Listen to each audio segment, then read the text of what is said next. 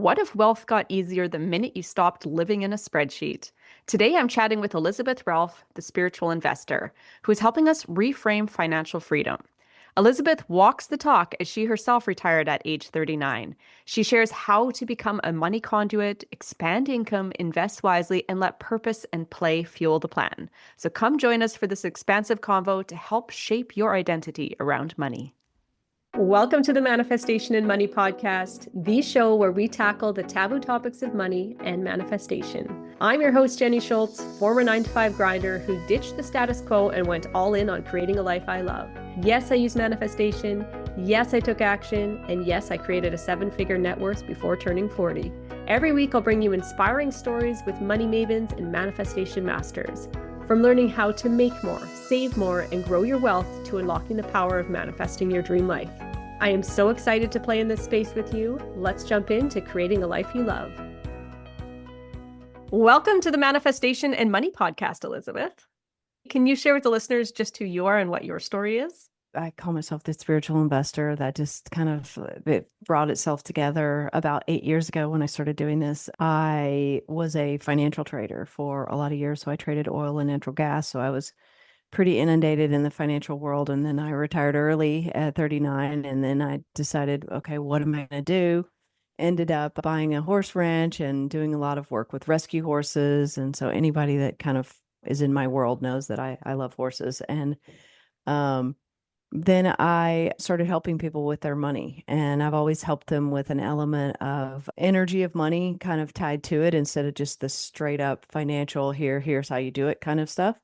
And so that's kind of how it merged together. And honestly, it's always been the way that I have lived my life and built wealth for myself is very much like, okay, well, you create the investment, like you have the foundational principles and you want to have some strategy behind it. But I think living in a spreadsheet is kind of boring myself. I'm more of a creative.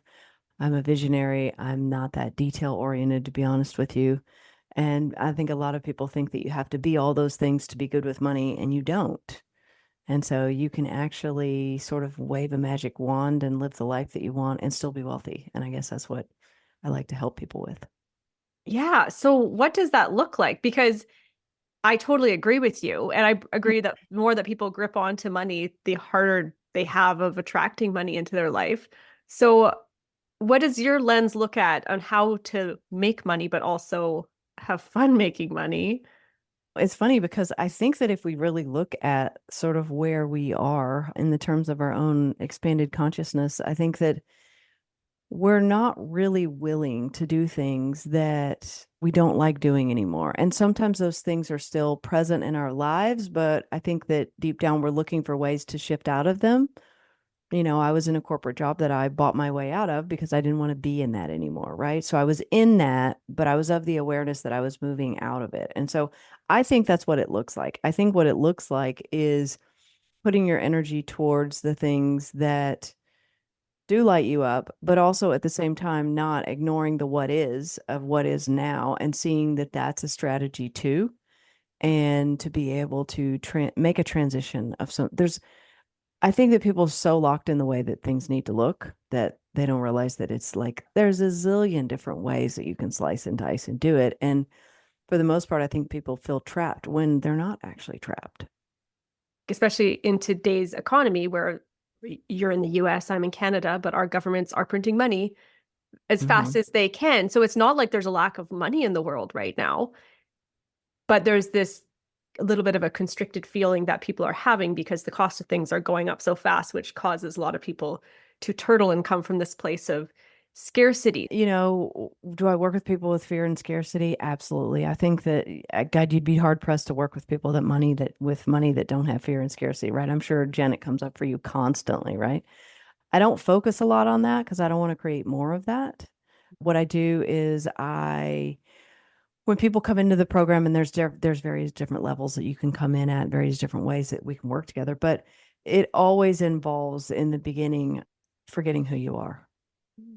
And I just don't know really the information that I'm going to teach, or whether I think it really what a lot of people teach. It's not really going to get in at the level that you're at now, because you're looking at your world as like, here are my options. And so by me coming in and giving you 5 different options, those options are limited by the comparison of what you already consider an option. So you're choosing from inside the box of what you have that is invisible that you don't know you have. And so until you are willing to blow open the doors on that completely, for instance, like I have a mastermind that I run, and it's 12 weeks.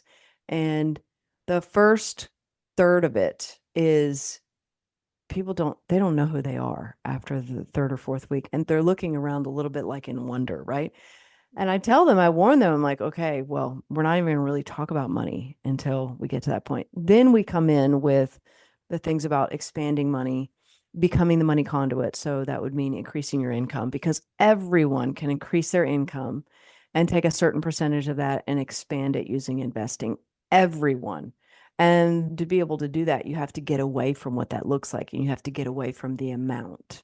You have to get away from the, I'm not going to do that, or I'm going to do it that look like this, and da da da. But I think we want to do that anyways, honestly, Jen. I think that we're looking to adventure and discover new parts of ourselves. I actually don't think that we're afraid of the unknown.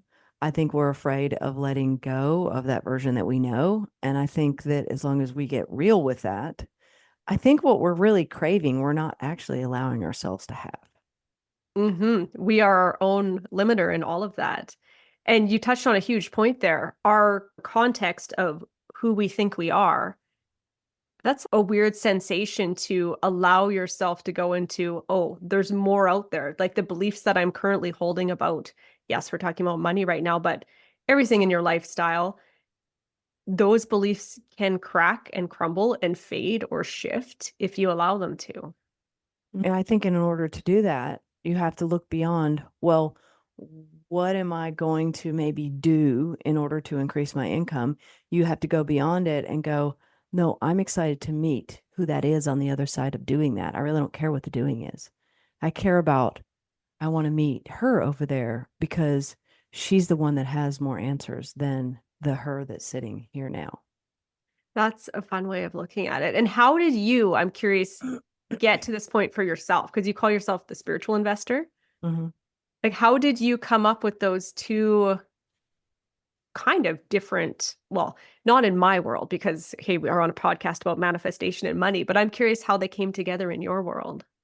Well, they kind of just did. Someone said it, and someone started describing the work that I was doing. The brand kind of put itself together based on just I had started living my life this way. Like, I actually had one of the very first vacation rentals in San Diego. It wasn't even a thing. Airbnb didn't even exist, and I was buying rental property at the time. And I remember there were 3 other in the entire city of San Diego, which is like 2.3 million people, right? And there were 3 other short-term rentals. And I thought, God, that's a good idea. I'll just try that. At worst case, I can just rent it out. Well, then I was also donating a lot of money to horse rescues. So then I thought, well, I don't need all the money from it. So I'm just going to donate a portion of it to horse rescues. And I did. And it ended up, oh my God, that thing was booked. Like you couldn't even get a space in there. I charged whatever I wanted to charge. So more money for me and more money for the horses. It ended up, the HGTV contacted me. The whole thing ended up getting, the film crew came out and filmed it. This whole little project became incredible. And I looked at this one day and I was like, holy shit, there's no way that I could have like written down on a piece of paper what this was going to look like. I couldn't have designed this. This was a universal design once I let go of what it needed to look like. And I was like, I'm just going to have a good time with this. When I opened it, we had a sushi party for the whole neighborhood because we wanted to make friends with everyone and let them know what we were doing and get them on board. And they would have family members come and stay because they didn't want their parents staying at their house. And it was the most beautiful project. I had that for years and years. And of course, then the property quadrupled and it ended up being a great wealth asset, but it ended up being an adventure and it ended up being a socially conscious thing for me, a giving back to the world.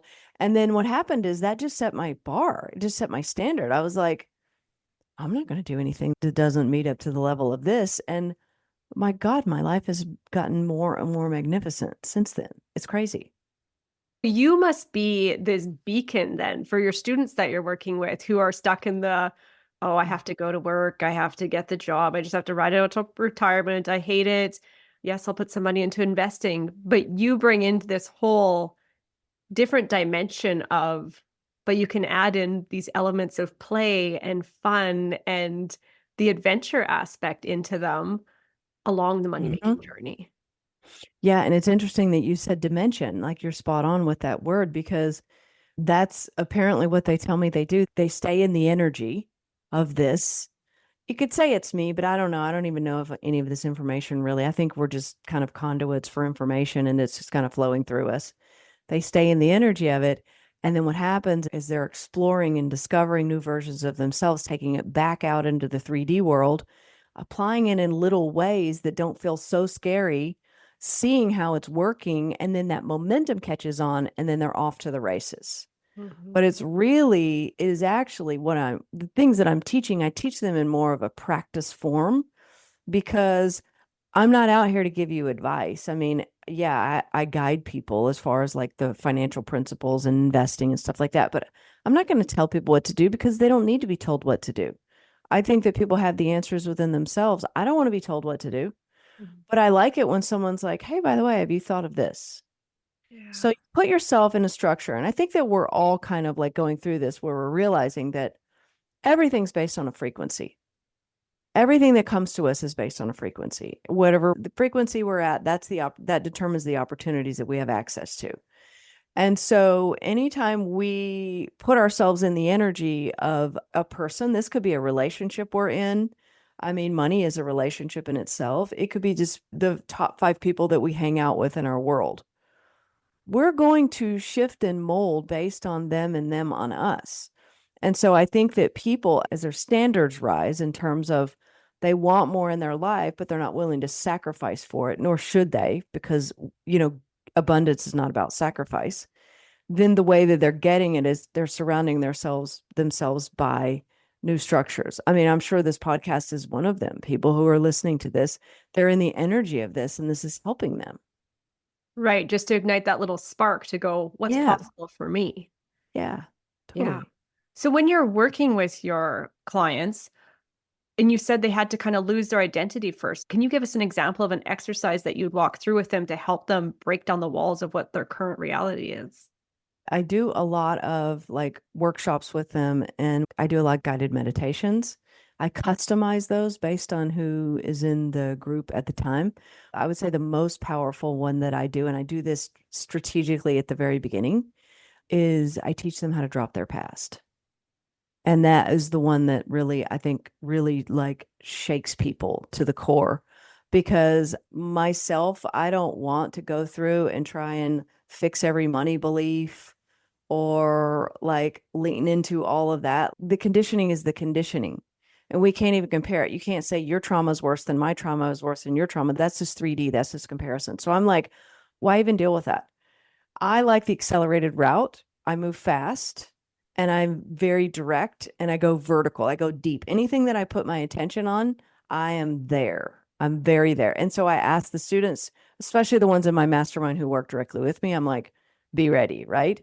And so because of that, they're ready. And the drop, the past, especially if they take it because they'll get the recording of it. And like I said, it's been custom made for them. And when they listen to that, I mean, they look around the room differently.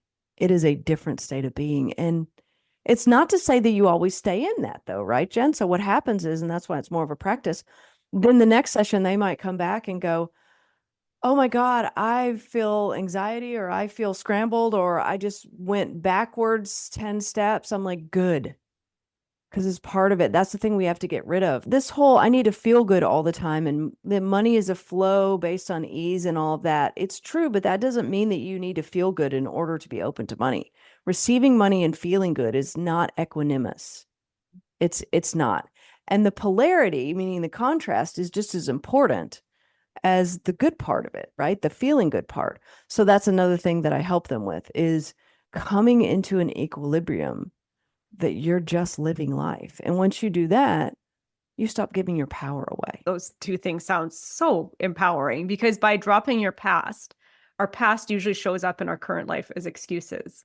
Well, I can't do Totally. this thing because of this limiting belief I have. It shows up as excuses. So if you're helping people drop their past, you're separating the current right now moment, which Hmm. is the only true moment that we are living, is right here. We're not in the future. And if we can find a way to separate ourselves from the past, I see huge power in that. Yeah, you're right. You're right. Yeah. And you're right.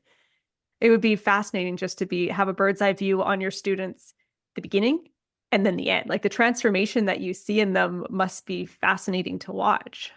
It is fascinating to watch. Actually, I was just reading something from them this morning because we're in week 5 of the current session. And usually around week 3 is when the messages start coming in with, like, you've changed, everything's changed. Everything in my life has changed. My relationships have changed. The way I look at myself, my confidence has changed. Things that they've been wanting to do for a lifetime. Why? It's not me. It's that they have let go of that broken version of themselves, which allows them to see themselves. So they're really seeing themselves finally through the process, is what it really is. It's quite powerful because I will say, like, I am learning and I benefit just as much. Every round that we have, I tell them at the beginning, I'm like, you're going to change me. And it does, because my standards are always going up, up, up based on how can I position myself that I can be more open and available and go deeper and be more vulnerable. I'm always pushing my edge too, because I'm not going to come out here and ask somebody to do something that I'm not going to do as well. Like, Mhm. I can't, people talk a lot about authenticity these days. That's like a buzzword that goes around. Well, there's different forms of authenticity. Sometimes authenticity is just the loud expression of your ego, and people feel like it's authentic. Ooh, Yeah. yeah. Sit with that for a minute. Because Yeah. you could be telling yourself you're showing up authentic, but Yep. really it's your ego that's just puffing their peacock feathers and it's like, here we are. But that's Yes. really you at your core. Yeah, exactly. Ooh. Especially if it's something politically correct or wonderful or amazing, or especially if someone has, they're setting a boundary with someone or something and they're wanting to be their authentic self. Like, I don't believe all that. I think we have to call bullshit on ourselves, because I think most of this that we're sort of saying is authentic, I don't even know that it is. I love that. And I really do love that because I feel like what you're saying is true. There's kind of a buzzword and it's like, oh, I'm going to show up authentic. But to sit with that and really dig into that and just Hmm. keep asking yourself, is this me? Is this me? Is this actually me? I'm going to do that to myself later. Just to sit with it, right? And Yeah. journal it out a bit because now I'm curious. Is there parts of my ego that are actually stepping in where I'm like, that is me, but maybe it's actually not. Yes. And that is another thing I do take them into kind of later in the process, which is your body tells you a lot of stuff, but we kind of misread the signs a lot.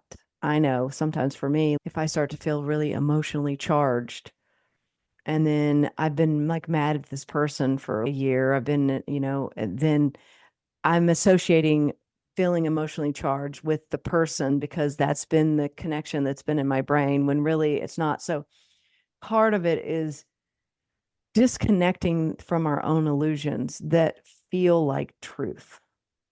Yeah. Yeah. And that's probably easier said than done. Hmm. Or is it?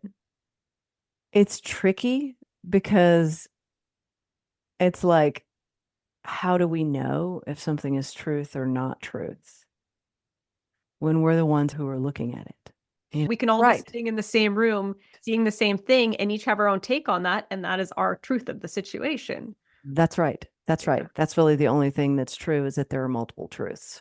Right. Wow. Okay. Lots of deep thoughts going on here. One question I have to ask you, which I always ask on the show, is what is your biggest piece of advice for people to go out and create a life of financial independence? I would say, from a sort of theoretical, like visionary, it would be define the one thing that feels free to you and move towards that.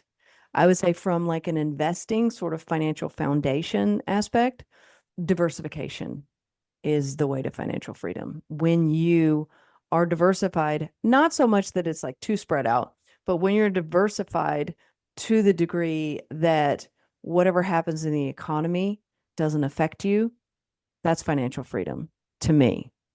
To me, financial freedom is not an amount because, anything can change with that. But I think financial freedom is really being like untouchable. No matter what the economy is doing. Yeah. Yeah, that makes sense. Where can listeners reach out, catch more of you, continue this conversation with you? They can listen to the Spiritual Investor podcast. That'd be one of them. Instagram. I love Instagram. So it's just Elizabeth Ralph, my first and last name, just all one word. So I would say those, or thespiritualinvestor.com is the website. So if you want to look at like the different programs and stuff there, we have our starting programs $17 a month. So you can always just jump in and see what you like and, play around and see if it resonates with you. I mean, this is the great thing about living in this time and space is that sometimes things resonate with people and sometimes it doesn't. And like, I love it that we have so much available to us because I might be saying something or somebody else might be saying something. Really, it's like whatever connects with you. I would just say that whoever you listen to, you definitely should be doing something with regards to your money that involves expanding your money because we can't keep up. Like you mentioned, like the cost of living and all that. You cannot save your way to wealth anymore. That's very rare. And so investing isn't really an option anymore for people. So if that's any, I guess, quote unquote advice I would have. So if you're a person that currently has money tucked under their mattress, they should reach out to Elizabeth and see what they should be doing with it. Yeah. Yeah. All right. Yes. Well, thank you so much for joining me on the show today. Thank you. Thank you for hanging out with me on the Manifestation and Money podcast. If you're ready to take your manifesting to the next level, come join me inside the Manifestation Playground. It's an intentional space I've created to explore, experiment, and expand your manifestation potential. It's where the magic happens. So head on over to www.manifestationplayground.ca to find out more. Until next time, keep dreaming, keep taking aligned action. Cheers to creating a life you love.